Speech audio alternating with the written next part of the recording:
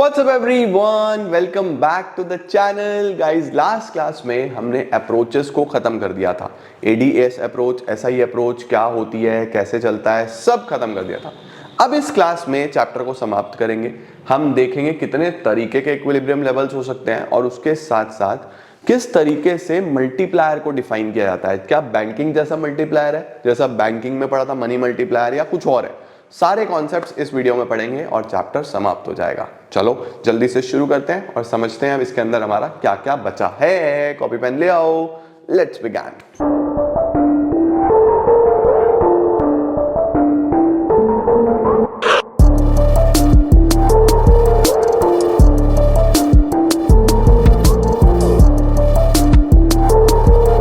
अब बच्चों, हम लोग सबसे पहले पढ़ना शुरू करते हैं कि ये कितने तरीके के इक्विलिब्रियम लेवल्स हो सकते हैं।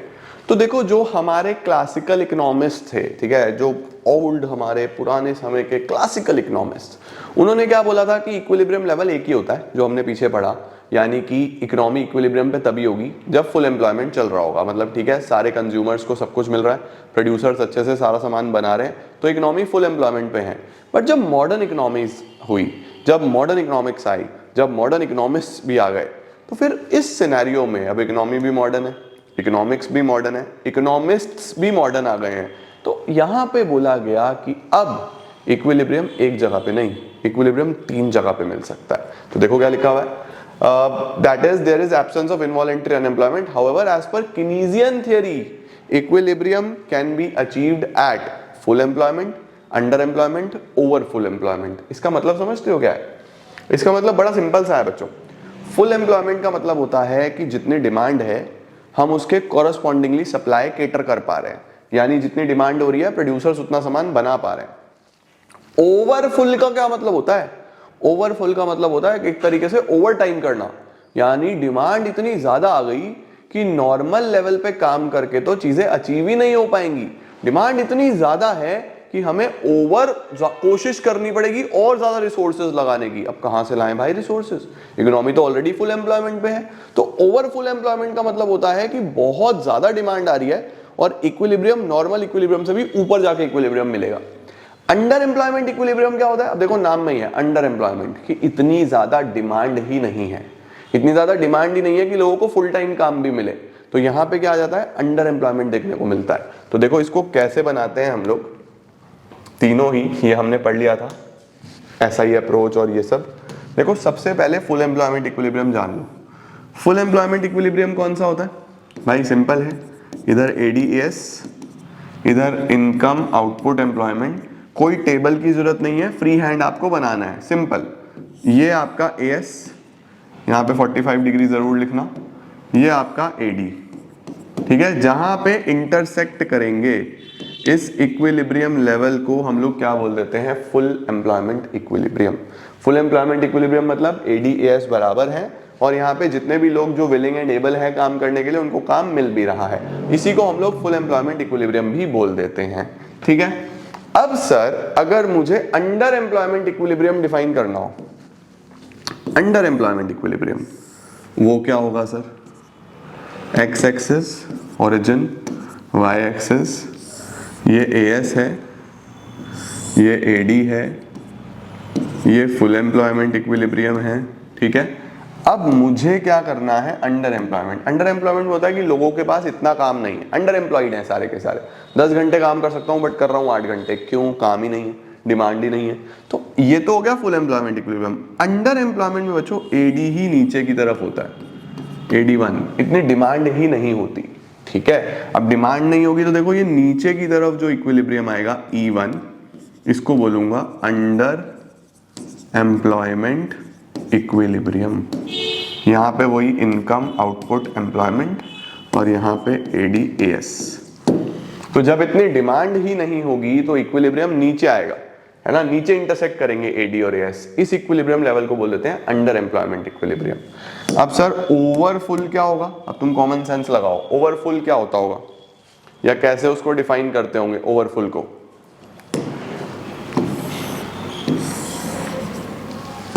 ये हमारा X axis origin, Y axis ADS, income output employment,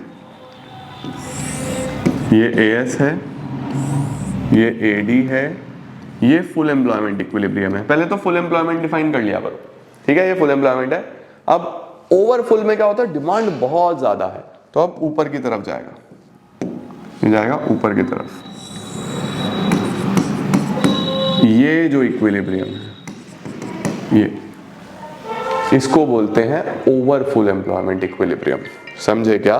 तो ध्यान रखना है कि फुल एम्प्लॉयमेंट इक्विलिब्रियम बिल्कुल इस तरीके से, ओवरफुल ऊपर की तरफ, अंडर एम्प्लॉयमेंट नीचे की तरफ। एक बार जल्दी से इसका स्क्रीनशॉट ले लो, फिर हम आगे चलते हैं। अब बच्चों किताब में चलते हैं सीधा कि हमारे पास नोट्स में क्या क्या दिया हुआ है। देखो 3 तरीके के हो जाएंगे, फुल एम्प्लॉयमेंट, अंडर एम्प्लॉयमेंट जो लेस देन फुल एम्प्लॉयमेंट होगा, और ओवर फुल एम्प्लॉयमेंट जो मोर देन फुल एम्प्लॉयमेंट होगा, ठीक है। अब देखो सबसे पहले आ रहा है फुल एम्प्लॉयमेंट।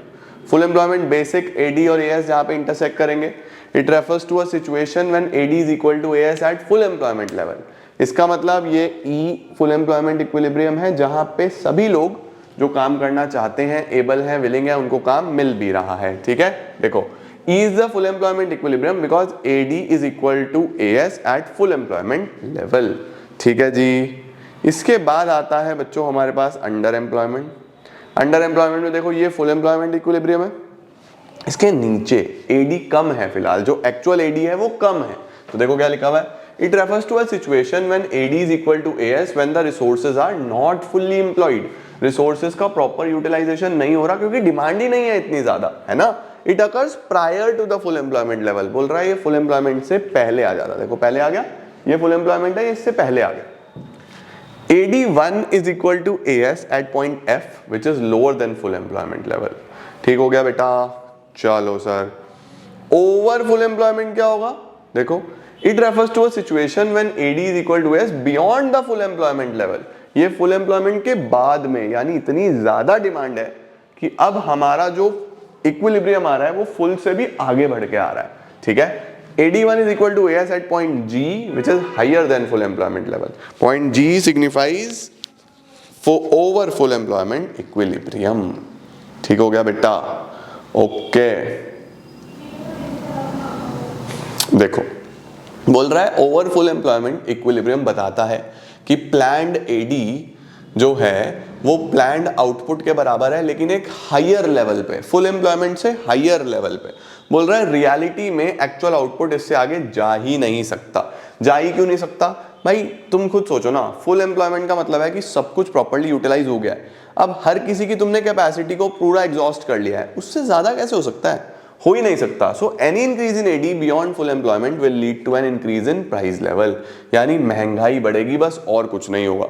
बहुत ज्यादा डिमांड बढ़ेगी तो चीजें महंगी होती चली जाएंगी ना, है ना। अब देखो हमने पढ़ा था कि डिमांड जितनी ज्यादा, जैसे कोविड में देखो, कोविड में क्या हुआ था, oxygen cylinders, mask, sanitisers, over full employment की तरफ चला गया था। डिमांड बहुत ज्यादा बहुत ज्यादा बहुत ज्यादा, सप्लाई हम कर ही नहीं पाए उतनी क्योंकि ऑलरेडी फुल एम्प्लॉयमेंट इक्विलिब्रियम तक पहुंच चुके थे, तो उसने सिर्फ और सिर्फ प्राइस बढ़ाए और कुछ नहीं, चीजें महंगी होती चली गई, राइट। तो इससे क्या होता है, बस इन्फ्लेशन देखने को मिलता है, रियल इंक्रीज इन आउटपुट नहीं हो पाता, ठीक हो गया बच्चों, ओके। अब आ रहा है हमारे पास कॉन्सेप्ट ऑफ इन्वेस्टमेंट मल्टीप्लायर। आ जाओ, तुम्हें मैं फटाफट से पहले बस सिखा दूं, फिर रीड करवा दूंगा। कॉन्सेप्ट ऑफ इन्वेस्टमेंट मल्टीप्लायर, पहले हेडिंग डालो।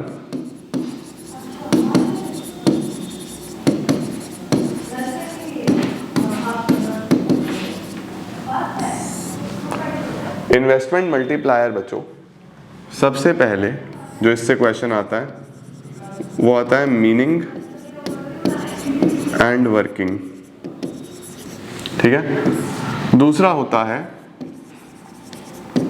Relationship with MPC and MPS।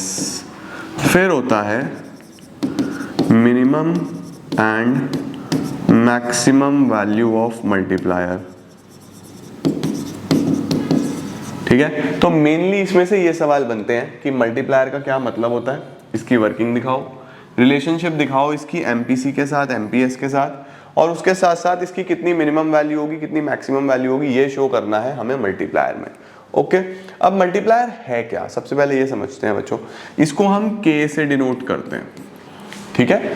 देखो ये जो मल्टीप्लायर है इसको बोलते हैं इन्वेस्टमेंट मल्टीप्लायर। ये कॉन्सेप्ट ये बोलता है कि अगर किसी भी इकोनॉमी में कुछ इन्वेस्टमेंट डाली जाए तो उससे कई गुना इनकम जनरेट होती है। कि अगर सरकार ने 100 करोड़ रुपए इकोनॉमी में डाले तो वो 100 करोड़ रुपए कई लोगों के पास पहुंचेंगे और वो लोग उससे कई गुना इनकम जनरेट करेंगे। सर कई लोगों के पास कैसे पहुंच जाएंगे, आओ उसके लिए एक टेबल से मैं आपको पूरा समझाता हूं। देखो बच्चों,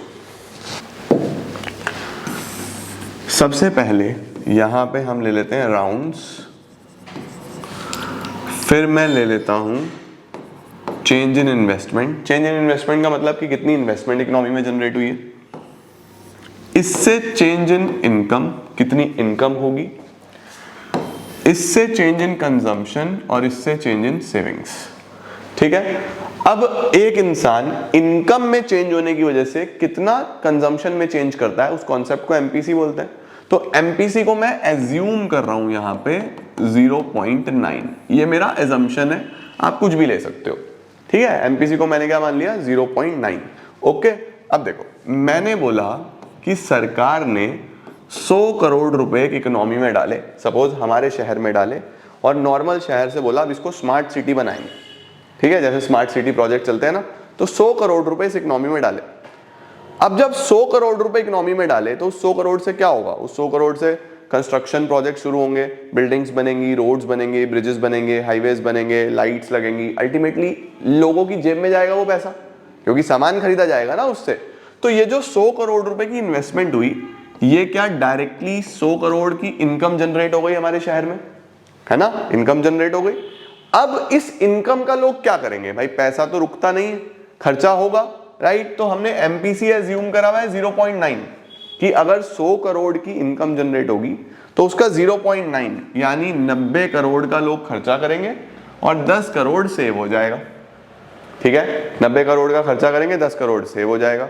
अब जिसके पास ये 100 करोड़ पहुंचे थे, अलग अलग लोगों के पास पहुंचे होंगे, बजरी वालों के पास, सीमेंट वालों के पास, लाइट्स वालों के पास, जो भी सामान, लेबर के पास, सबके पास पहुंचा होगा। वो लोग क्या करेंगे, वो आगे फिर सामान खरीदेंगे भाई, वीट खरीदेंगे, राइस खरीदेंगे, बच्चों की स्कूल की फीस देंगे, व्हीकल लेंगे, कुछ ना कुछ तो करेंगे ना। तो इसका मतलब ये है कि दूसरे राउंड में ये 90 करोड़ जब खर्च होगा, घूम के फिर किसी ना किसी की इनकम बन जाएगा। अब जिसकी भी इनकम बनेगा, क्योंकि मैंने एमपीसी 0.9 लिया हुआ है, तो वो इसमें से 9 करोड़ की सेविंग करेगा, 81 करोड़ फिर खर्च करेगा। जब खर्च करेगा तो फिर किसी ना किसी की इनकम, अगले राउंड में 81 की फिर इनकम हो गई, थर्ड राउंड में। अब ये 81 में से आप ये मान लो इसका 8.1 ये हमारा बेसिकली सेव होगा, 72.9 की फिर आपकी एग्जैक्टली कुछ ना कुछ खर्चा होगा, तो फिर ये किसी ना किसी की इनकम जनरेट हो जाएगी। अब ऐसे ही बच्चों ये राउंड्स टू राउंड्स चलते रहेंगे और आगे आगे आगे आगे इस तरीके से टेबल भी चलता रहेगा। जब आप इस टेबल में टोटल लगाओगे तो आपको ये पता होना चाहिए कि ये खत्म कब होता है। खत्म तब होता है बच्चों जब आप देखते हो कि जितनी इनिशियल इन्वेस्टमेंट थी उतनी टोटल सेविंग्स हो गई हैं। यहाँ पे 100 करोड़ रुपए की सेविंग आ जाएगी, ठीक है। इसका जब हम टोटल करेंगे 100 plus 90 plus 81 plus 72 plus plus plus plus जितनी भी वैल्यूज नीचे आती चली जाएंगी, जब आप इसका टोटल कर दोगे तो आप देखोगे यहाँ पे 1000 करोड़ रुपए की इनकम जनरेट हो जाएगी। 1000 में से 100 की सेविंग हुई, एमपीसी 0.9 था तो 900 करोड़ का खर्चा भी हुआ होगा, राइट। तो अगर मैं अब ध्यान से इकोनॉमी में देखूं तो इकोनॉमी में 100 करोड़ की इन्वेस्टमेंट आई थी, 100 करोड़ की इन्वेस्टमेंट आई थी। इस इन्वेस्टमेंट से इकोनॉमी में 1000 करोड़ की इनकम जनरेट हो गई। इस इकोनॉमी में 1000 करोड़ की इनकम जनरेट हो गई। तो कितने टाइम्स हो गया बच्चों, हाउ मेनी टाइम, 100 करोड़ से 1000 करोड़, 10 गुना हो गया। इसको मल्टीप्लायर बोलते हैं। तो के क्या है, delta Y upon delta I. Income कितनी जनरेट हुई, 1000 करोड़, इन्वेस्टमेंट कितनी करी थी, 100 करोड़। तो इसकी जब आप कटिंग कर दोगे तो k यानी कि 10 टाइम्स आ गया। k का वैल्यू बच्चों 10 टाइम्स आ गया। सर क्या इसको निकालने का कोई और फॉर्मूला भी होता है? एक तो यही है सीधा सीधा, ठीक है, कि k is equal to delta Y upon delta I, ये तो सीधा सीधा सा फॉर्मूला है। इसके अलावा बच्चों दो फॉर्मूलाज और होते हैं। एक फॉर्मूला होता है k is equal to 1/1 minus MPC, और एक फॉर्मूला होता है k is equal to 1/1 minus MPC को क्या बोलते हैं? MPS, क्योंकि दोनों का सम 1 होता है ना, MPC प्लस MPS 1 होता है। 1 में से MPC हटाऊंगा तो MPS आ जाएगा, राइट। अब देखो जैसे मैंने 0.9 माना था, तो 1/1 माइनस 0.9, 1/0.1, तो मुझे पता था 10 टाइम्स ही वैल्यू आएगी, मुझे पहले से पता था 10 टाइम्स ही वैल्यू आएगी, है ना। यहाँ पे रखूँ अगर देखो 1/0.1, तो ये भी 10 टाइम्स ही वैल्यू आएगी। तो k के आपके पास 3 फॉर्मूलाज हैं बच्चों। एक तो ये है delta Y upon delta I, एक ये है 1/1 माइनस MPC, एक ये है 1/MPS। ठीक है, clear to everyone ladies and gentleman? Alright. अच्छा, अब नेक्स्ट समझो मेरे से बात, जल्दी जल्दी से फटाफट से मेरी बात समझेंगे बच्चों जी। नेक्स्ट क्या है, हमारे से ये सवाल पूछता है कि MPC और K का क्या रिलेशन है, MPS और K का क्या रिलेशन है ना। तो सबसे पहले MPC पे ही चर्चा कर लेते हैं। देखो जब MPC मैंने 0.9 लिया तो K का वैल्यू 10 टाइम्स आया, K का वैल्यू 10 टाइम्स आया। इसको कम करके देख लूं, अगर MPC को 0.5 कर लूं फिर क्या आने वाला है? 1/1 माइनस MPC, 1/0.5, 2 टाइम्स आ जाएगा। K 2 टाइम्स आ गया या नहीं आ गया? ठीक हो गया या नहीं हो गया बच्चों? इसका मतलब ये है कि अगर MPC कम करा तो K भी कम हो गया, MPC अगर बढ़ जाता है तो K भी बढ़ जाता है। यानी कि क्या K and MPC directly related हो गए या नहीं हो गए? डायरेक्टली रिलेटेड हो गए या नहीं हो गए? तो दिमाग में रखना कि K बढ़ता है तो MPC भी बढ़ता है, K घटता है तो MPC भी घट जाता है। There is a positive relationship between multiplier and MPC। MPS के साथ तो आपको यहीं से दिख रही है इनवर्स रिलेशनशिप, फॉर्मूला से ही दिख रही है, K is equal to 1/MPS। तो हम यहीं से बोल देंगे कि K एंड MPS, ये मैंने S लिख दिया गलती से, MPC की बात हो रही है बच्चों। K and MPS are inversely related, K and MPS are inversely related. ठीक है, अब यहीं पे देख लो ना, ये MPC 0.9 है तो MPS 0.1 होगा, MPS 0.5 होगा। तो देखो ये बढ़ा तो ये वैल्यू कम हो गया, ये घटेगा तो वैल्यू बढ़ जाएगा। तो K और MPC के बीच में डायरेक्ट रिलेशन होता है, K और MPS के बीच में इनवर्स रिलेशन होता है बच्चों। ठीक है, अब हमारे से कई बार ये पूछा जाता है कि K की मिनिमम और मैक्सिमम वैल्यू क्या होने वाली है, what will be the minimum value of K and what will be the maximum value of K। देखो K का फॉर्मूला क्या है, K का फॉर्मूला है 1/MPS, कोई भी ले लो, MPC वाला ले लो, कोई भी ले लो, 1/MPS। अब MPS हमेशा 0 से 1 के बीच में लाई करेगा। भाई MPS की एक्सट्रीम वैल्यू क्या है? मिनिमम 0, मैक्सिमम 1, तो 0 से 1 के बीच में लाई करेगा। तो यहां पे अगर मैं K का वैल्यू रखूं 1/0, तो समथिंग अपॉन 0 इज इनफाइनाइट। ठीक है, और अगर मैं MPS की वैल्यू 1 रखूं तो 1/1 इज 1। इसका मतलब कम से कम K का जो वैल्यू है, जो मिनिमम वैल्यू है, वो 1 तो होने ही वाला है। कि अगर गवर्नमेंट ने 100 करोड़ रुपए का इन्वेस्टमेंट करा तो 100 करोड़ की इनकम तो आनी ही है, उससे कम नहीं होगा, 100 करोड़ की इनकम तो आएगी आएगी। मैक्सिमम कहां तक जाएगा? मैक्सिमम कुछ नहीं पता, इनफाइनाइट तक जा सकता है। तो मल्टीप्लाई कितना होगा किसी को नहीं पता, इनफाइनाइट तक जा सकता है। तो कम से कम 1 टाइम का मल्टीप्लिकेशन तो होगा ही होगा, मैक्सिमम इंफिनिटी तक जाएगा। ठीक है बच्चों, चलो जी आ जाओ, अभी सब आपको पढ़ा दो। देखो लिखा हुआ है मल्टीप्लायर का मतलब क्या होता है? It is the ratio of increase in income due to increase in investment. ठीक है, next, there exist direct relationship between MPC and K, है ना। हायर MPC होगा तो मल्टीप्लायर की वैल्यू भी ज्यादा होगी, लो MPC होगा तो मल्टीप्लायर की वैल्यू भी कम होगी। ये भी हम डिस्कस कर चुके हैं, स्क्रीनशॉट ले लो। उसके बाद बेटा मल्टीप्लायर और एमपीसी की एल्जेब्रिक रिलेशन कुछ नहीं, फॉर्मूला याद रखना, k is equal to 1/1 minus MPC, k is equal to 1/MPS, बस फॉर्मूला। डेरिवेशन आपसे नहीं पूछेगा कोई, स्क्रीनशॉट ले लो फिर भी। फॉर्मूला ऑफ k बता दिए मैंने आपको तीनों फॉर्मूलाज। उसके बाद बच्चों मल्टीप्लायर का डायरेक्ट रिलेशन एमपीसी से होता है, इनवर्स रिलेशन एमपीएस से होता है, ये भी बता दिया मैंने आपको। Maximum value of multiplier is infinity when the value of MPC is 1, ठीक है। और मिनिमम वैल्यू जो है हमारे पास वो 1 रहने वाली है। इसका मतलब जो k है वो 1 से इनफाइनाइट के बीच में घूमता रहता है। Okay, minimum value of multiplier 1 होगी, ये मैंने आपको बता दिया है, ठीक हो गया।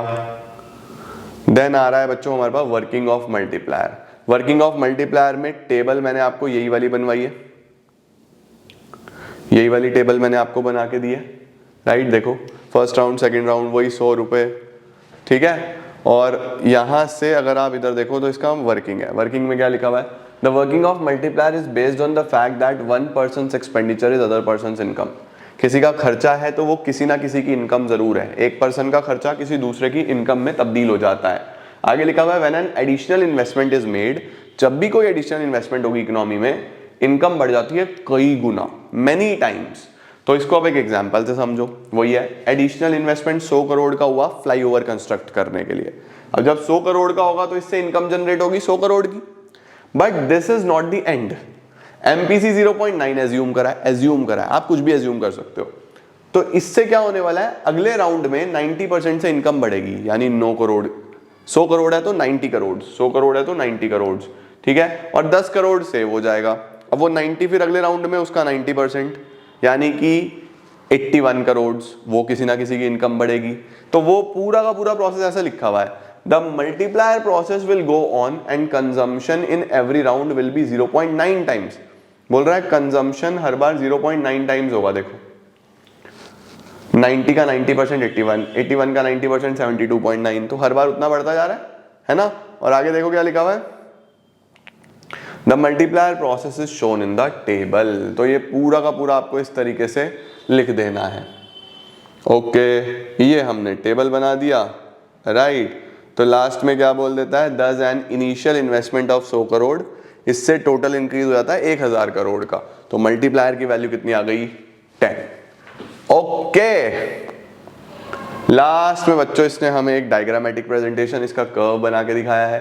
कर्व में कुछ भी नहीं है, बहुत सिंपल है। देखो मैं आपको एक बार बता दूं कर्व भी, ठीक है।